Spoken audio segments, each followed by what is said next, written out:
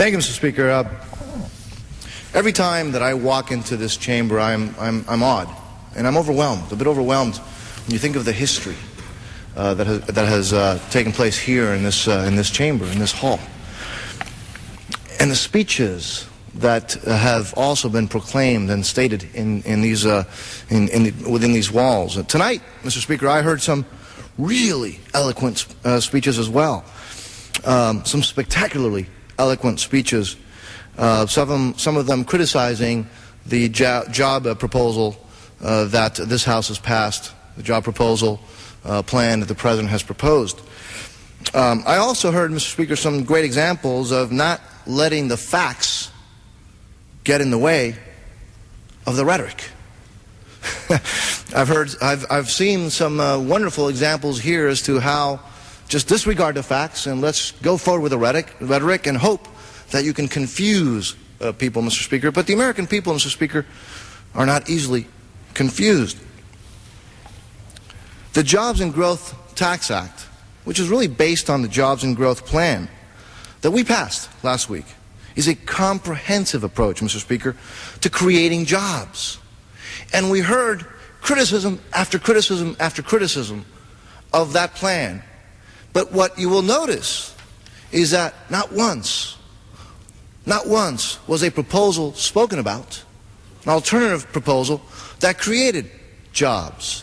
No, they criticized the plan that creates jobs and in its stead proposed absolutely nothing. And again, the American people witnessed that here tonight.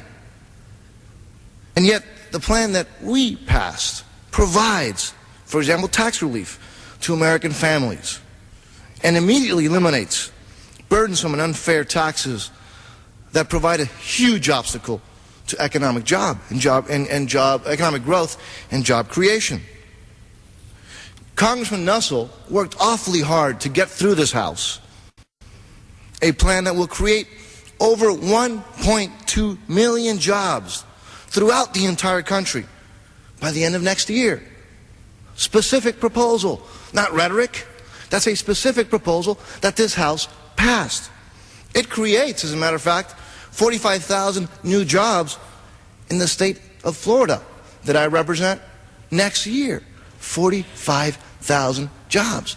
And yet, Mr. Speaker, we heard no other proposal, just criticism. Criticism of a plan that creates 1.2 million jobs. This plan that we passed, that our dear friends in the minority love to criticize, and yet, I repeat, have nothing to show other than criticism, this plan will put $550 billion in economic stimulus and job creation in this country. And then I heard something that I keep hearing time and time again, and it must be something that the other party's the Democratic Party's PR machine has told them to repeat time and time again, regardless of the facts. They keep saying, oh, the plan that the House passed, the President's plan, cuts taxes on the rich. Let's again speak of the facts. And I know that my dear friends on the Democratic side hate when you bring up the facts. They don't like the facts to be used. They don't want to permit the facts to confuse the rhetoric. But I think it's important that we bring up some of those facts. The rich? Cut taxes on the rich? 23 million small business owners will benefit from tax rate cuts in order to stimulate job growth. 23 million small businesses, business owners are going to have their taxes cut. Those aren't the rich. Those are small business owners. Again, the facts, Mr. Speaker. The tax cut on dividends, for example, on dividend income, and the capital gains cut will provide relief for the 50% of Americans who have invested in the stock market, and 70 million Americans who own homes. Those are the facts. And yet, what we've heard tonight, all the criticism, all the critiquing of the President's plan, of the plan that we passed, with nothing else No proposal, no alternative proposal, just criticism based on innuendo, not based on the facts. Again, the President's job and growth plan, what we passed here in the House, will provide 1.2 million jobs next year. Those are the facts, not the rhetoric. The energy bill that the Honorable Representative Kingston spoke of here last week with me on the floor of this House will provide 750,000 new jobs. But yet both those initiatives our friends from the minority party object to.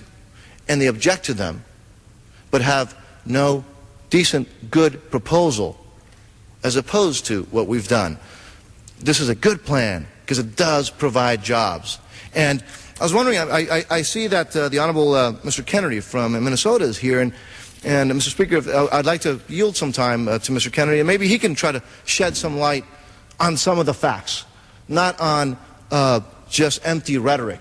Some of the facts, why it's important that we don't just sit idly by, hope that the economy gets better, why it's important that we incentivize this economy, why it's important that we go forward with the President's plan, with what this Congress passed, to make sure that the millions of Americans can find good jobs. Why it's important to not just sit back and pretend that things are okay, they're going to get better, and the solution is maybe to raise taxes. Why it's important that we move forward.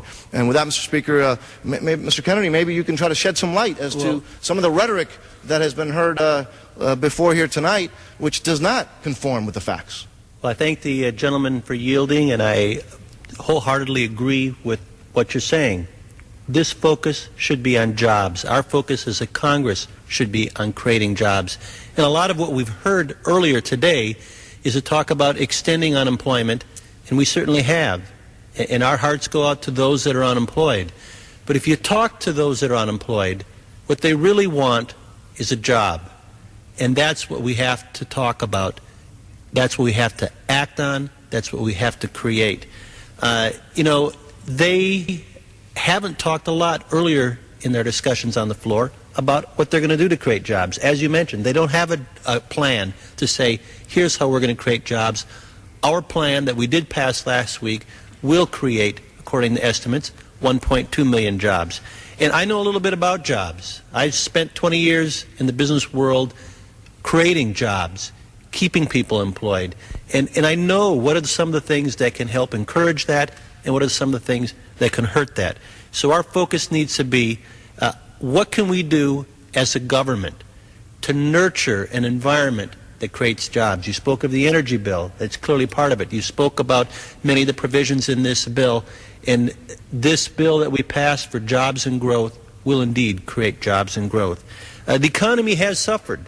You know, we went through a period where we had not only a bust in the telecom bubble, but soon following that, 9/11, that set the economy back, and the threat of terrorism and the concern with our efforts to free a people from oppression in Afghanistan and do the same thing again in Iraq. We're now suffering from concern over SARS and other diseases that are threatening our economy and threatening people and threatening lives around the world. And all these put a lot of pressure on our economy, put a lot of pressure on our ability to create jobs. And now more than ever, our focus needs to be, as you say, on the facts and how do we create those jobs.